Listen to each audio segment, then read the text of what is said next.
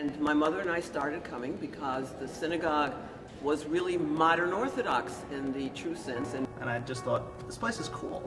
I want to be a part of this. Everyone is so nice. We did everything in the shul, and it was great, actually. The shul is definitely a social hub for me, not least because the majority of my friends who live in the neighborhood come to this shul. Mount Sinai is a great place. There's so much happening here all the time. I think one of the best things that I've experienced because of Mount Sinai is that I met my friends through the shul. Well, it basically meets up to, I guess, what have been my lifelong ideals as to what an ethical, open Jewish community should be. It almost seems like, oh, a shul can have tchias hamesim.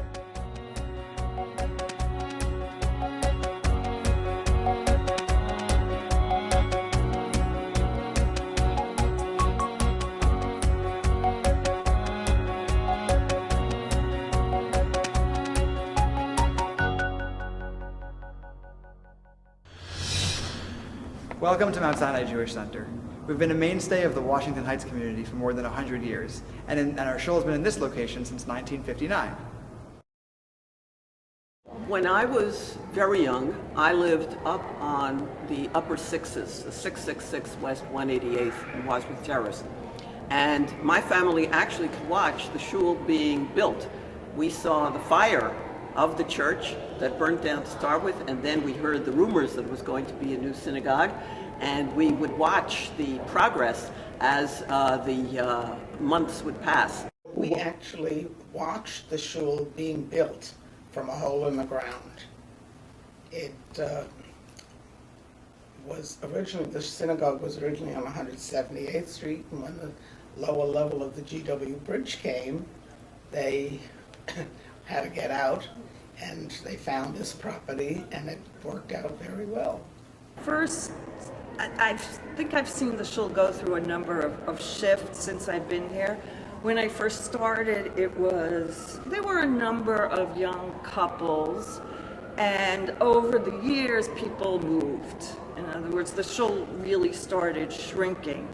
And I was on the board for many years. I was actually the secretary, I think, for about 15 years.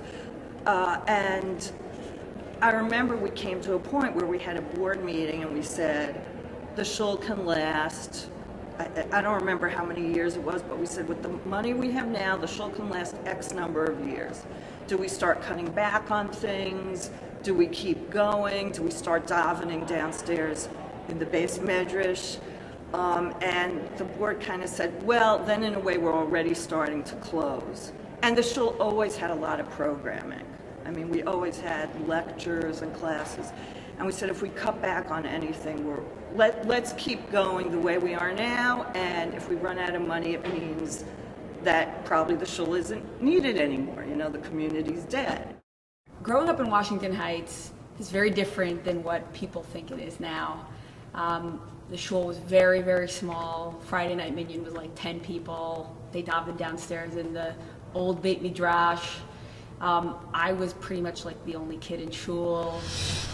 While always an active shul, at the turn of the century, an influx of young professionals decided to make Washington Heights their home. At the time, the officers and board of the congregation saw a vision to give those young professionals an opportunity to take leadership roles in the shul. That led to a resurgence in attendance, in davening, in learning, and in programming. Now we have more than 500 members, young and old, and we're very excited to welcome you to our Chanukat Habayit. I think that Mount Sinai is unique specifically because of the dynamics of the shul. This is a community that is, for the most part, run by young professionals. We have the guidance of the people who have been here before us, and the elders of our community who really kind of helped get us through to where we are today. But really, the crux of the heart and soul of Mount Sinai is the amount of volunteer power and energy that hundreds of volunteers give each year. You have every single committee, which is run by volunteers, the chair all the way down to the person who shows up for 5 minutes to help set something up, which is very appreciated, by the way. And really, I think that's unique. I think that in any other community, it's really the quote-unquote adults And when I say adults, I mean you have to be married and be very established in the community. I came from Chicago, which is not a small city by any stretch of the imagination. And I remember feeling like, as a single younger girl, it was very awkward for me to really get involved and to put myself in I would never have dreamed of being on the board of a shul that I belong to. People who are in their 20s and early 30s are able to pretty much be as involved as they possibly can, to the extent that they wouldn't be in other shuls. We can have a president who's in his 20s, Gabayim running the shul like myself, who would never get that opportunity in other shuls. You know, the demographic we have here in this shul is the demographic of, I would say, the next generation of real leaders. And one of the rabbis who I spoke to before I became the rabbi here advised me, said that your job is to train people how to be good balabatim. And I think in some ways we're successful, but it's reciprocal. Like, the people in the shul have trained me to become a more sensitive person, and in some ways a better rabbi. Sensitivity to some of the issues that really are challenging to all of modern orthodoxy, but we deal with here in this shul, and you know, we're doing it together. We're partnering together to come out with a product that really will be beautiful, that will really other communities look to us as a model at this point. The social hall is the site of our Shabbat morning Kiddush. It's where hundreds of people gather to catch up with their friends after davening every week, or to meet new friends, potential spouses. We had 40 couples meet and get married here over the last year. Speaking of weddings, in our newly renovated social hall, we've had many weddings hosted on our beautiful premises. It's also the site of graduations, bar mitzvahs, Shabbat brachot, and all sorts of other symbols. There's a Shabbos Mevorkim Kiddush, and we always want sponsors for the Kiddush, and we get emails, and their emails are twice a week, which are great, but the email that I always get on Wednesday shows a Kiddushometer or a cup. It shows that where we are as far as money raised for the Kiddush, and there's a line, and one line says, we're only going to have Entenmann's donuts, but if you get to this level, we're going to have better cookies, and if we get to this level, we're going to have cholent, and we're going to have kugel. And I always find that very amusing, but I also remember it as well. So of course it makes you think, do we need to sponsor the Kiddush this month? I'm the one that sort of works on providing those services for our members, and you know, gives me great joy to be able to you know, put together what we need for an event to make sure that the event is successful. For my 20th anniversary here of working at the shul, a wonderful group of young people somehow managed to, under my nose, plan a special Shabbat Kiddush. And they had set up a Kiddush down in the former multi-purpose room. After shul was over, there was a big speech and a presentation, and my upcoming trip to Israel at that point was paid for by a generous group of contributors, of young people in the shul who footed the bill, and I guess had my kids involved in it, how my credit card wouldn't show my purchase of a ticket to Israel. But for my 20th anniversary here, I had a Kiddush and I had a trip to Israel, and it was probably the highlight of my working here. At the heart of any shul is the davening and the learning. We have 42 minyanim a week, 3 daily shachrit minyanim, then mincha maariv, and a late maariv at 10 o'clock.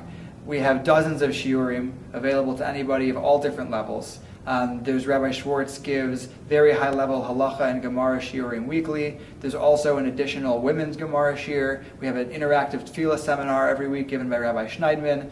We have daily daf yomi. We have every couple of weeks is a shiur by your peers, where multiple members of the shul get the opportunity to teach Torah. I really like going to shiurim. So when they started the women's Gemara shiur, that was my first. That's why I started showing up at Mount Sinai without just going to Chakras, and that's why I became a member. Many years ago, we had a shia. Maybe we had, I don't think we had enough for a minyan.